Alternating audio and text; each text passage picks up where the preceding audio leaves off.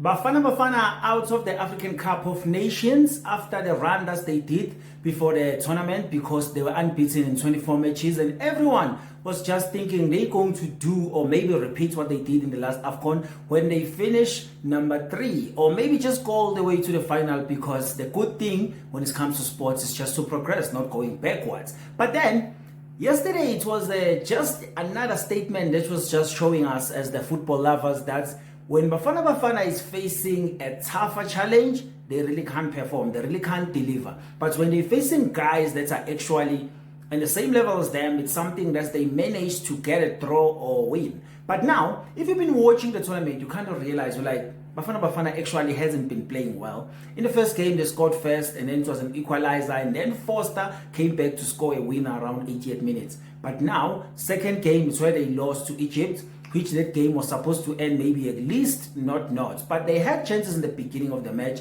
but they were failing to convert. But I think you remember some of the videos I did on the channel. My concern was when Bafana Bafana is going there, they don't have actually the guys that we can get the job done up front. They can play all the ball as they want to, they can do all the things that they want to do, but they don't have the guys that can go all the way and get goals for them. But Foster did all he can just to make sure that he tried to give these guys wins there and there. But then the third game, this is where they were playing against Zimbabwe.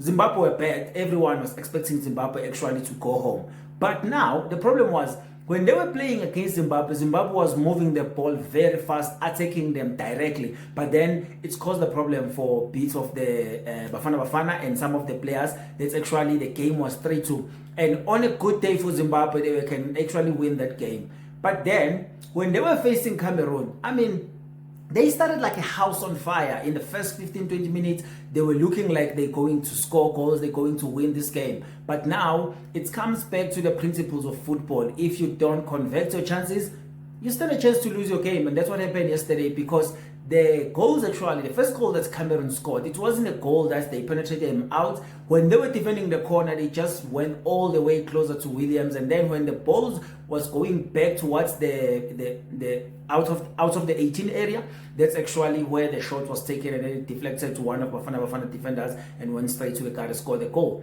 But then they didn't do justice to themselves to just make sure that they come back and try to equalize early on. And then early on, score went up to 2-0, and then it was just a tough for them to come back. So a lot of people have been talking who to blame when it comes to the loss against Bafana Bafana, because I don't think you can blame Hugo Broos. On my side, I don't think he did anything wrong, other than maybe I can blame him for Kabini instead of Modiba, because I actually understood why he put Kabini there, regarding that you're going to deal with Mboemo, even though you have a guy like Mbogazi who can also help Modiba. But it was a thing of, let's just have a guy that was a defender who can able just put pressure on Mboemo. But now the thing is, when we have the ball, we didn't have that ability of Modiba playing the ball, picking up the guys up front and getting all the runs. Even though we had a good game in the first half, especially from Relebohile Mofokeng, but he was supposed to score the chance that he got, because on big games like that, you don't get many chances like that. You only get one. So if you miss once,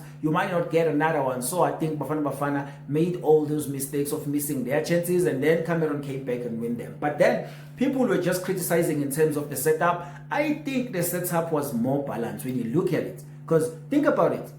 If you have the guy that you're making sure that you're not going to concede goals, you're going to make sure that you try to attack.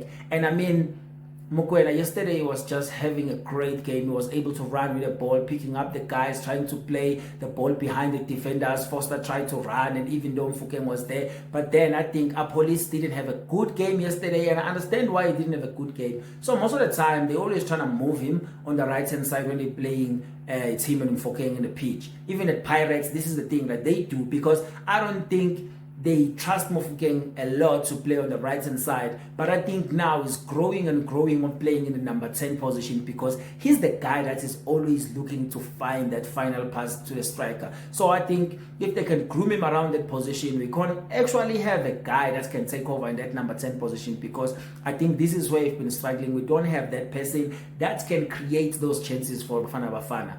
So I think it's one of the runs that was so disappointing. And I mean, when you're looking at the game, you had a hope, because the way they were playing, actually, I think the game that we're playing yesterday, it's a game actually that we've been craving for Bafana Bafana when the tournament started, that we want them to play like that, play convincingly. But then yesterday they played convincingly, they made mistakes, the later goals went in, and also they didn't convert their chances. So I think going back to the drawing board, we're trying to make sure that now, since we are going to the World Cup, we need to play tougher position as friendlies, go to those guys, play guys that will give you a tough opponents, tough games, so that you can get prepared for the World Cup. Because actually Mexico, before Bafana Bafana went into the AFCON, they were just waiting and saying if Bafana Bafana doesn't go all the way to the semi-finals, they don't think Bafana Bafana can beat them. But Bafana Bafana had hopes of just going there and beat Mexico. But now, after yesterday's performance, I also don't believe that Bafana Bafana will go all the way and get points in the group stages of that World Cup. But then we will see, because we still have a time to prepare for that World Cup, even though we know that we have 6 months left. 6 months less to just prepare for that World Cup. So I think some of the guys need to pick up their pace, even though I think we started with Opas yesterday. That's what I wanted, to have Opas, and I think I don't trust CBC enough to be in that center back. But I think Kabini actually was the weakest link yesterday, because he didn't give us anything, was just losing ball. But I think it's one of those things where Hugo Broos was thinking, let me just put in the guys that have the defensive mentality so that they can press guys like Mbuemo, and they didn't actually have many damages when it comes to that match. But I think when it comes to those things, you need Bafana Bafana to go back to the drawing board and see what they did best. But the AFCON now is going to happen in a space of 2 years, 3 times, because in 2028 will be the last time we have AFCON every 2 years. So I think now Bafana Bafana needs to go back to the drawing board, try to win something before that 4-year drought is going to come, because after that it's going to be really hard to win the tournament, because you're going to wait so long. So if you build up and you have guys that are doing well, but there is no tournament around, so I don't think this is going to help Bafana Bafana. So after all, I think Hugo Broos did a good job, even though there's a lot of criticism coming from the country actually about the squad. A lot of people didn't actually wasn't happy about the selection of the starting of the final 25 men, especially Kaizer Chiefs fans were not happy because some of the players were not picked. So that was that divided in terms of who to support. And then yesterday, I'm sure a lot of people that were not actually happy with the squad, they were celebrating when Bafana Bafana was crashing out of the tournament. So I think Bafana Bafana will have to go back to the drawing board and prepare for the next tournament, which is the World Cup. And after the World Cup, they have to go back and try to win the AFCON, because I think the thing that is closer to Bafana Bafana doing well is AFCON than the World Cup. So I'll see you on the next one.